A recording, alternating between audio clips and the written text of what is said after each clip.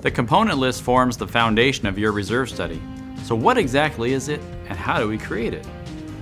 The component list is simply a listing of those physical assets being funded through reserves.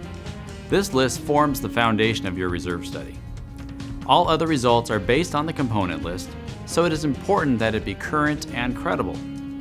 National Reserve Study standards include a 4-part test to help determine if an asset is appropriate for reserve funding. First, the asset must be a common area maintenance responsibility of the property.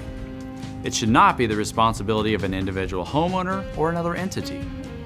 Second, the asset must have a limited life expectancy. It is inappropriate to fund for assets such as buildings and foundations that have an extended or indefinite lifespan. Third, the asset must have a predictable remaining useful life. The expense must be reasonably anticipated in order to incorporate it into the funding plan.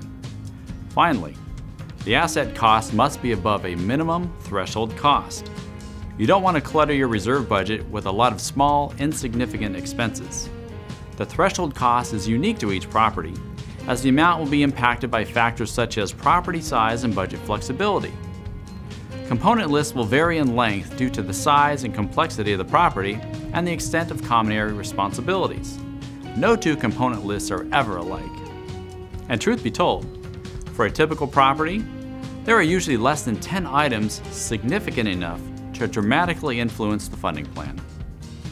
Whether your component list is short or long, these criteria help us to focus on the most significant projects that will require ongoing reserve funding.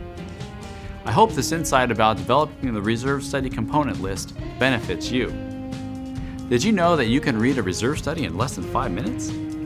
Check out the resources on this topic now.